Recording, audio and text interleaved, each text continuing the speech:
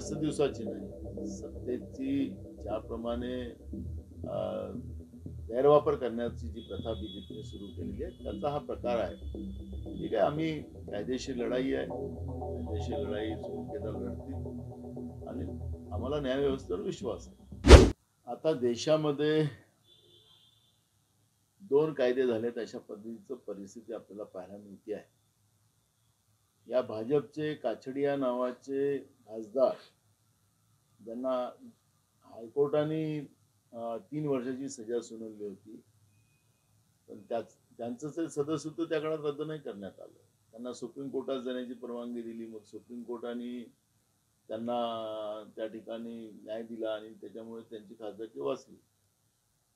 त्याचप्रमाणे विक्रम सैनी नावाचे मुझफ्फरनगरचे त्यांचे आमदार आहेत बीजेपीचे, त्यांच्यावरही कारवाई केली नाही. त्यांच्यावरही 5 वर्षाची सजा सुनावलेली आहे.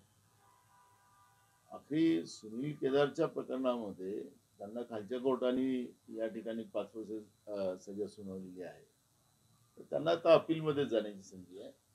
जसं या लोकांना अपीलमध्ये जाण्याची बीजेपीच्या खासदारांनी आमदारांना संधी दिली, त्यांचं सदस्यत्व रद्द करण्याच्या मागे ते लागले नाही.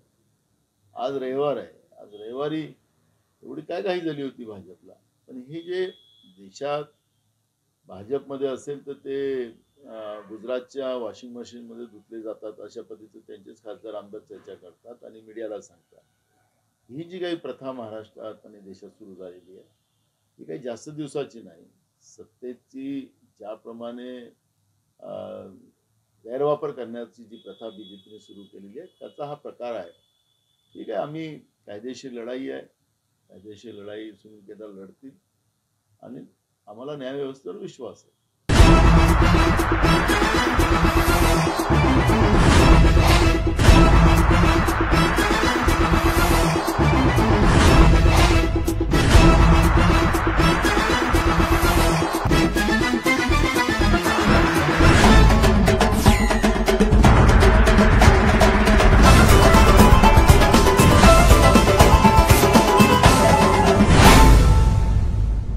महाराष्ट्रातील ताज्या आणि महत्त्वपूर्ण बातम्या पाहण्यासाठी आपल्या NBI न्यूज मराठीला सबस्क्राईब करा आणि बेल आयकॉन क्लिक करा.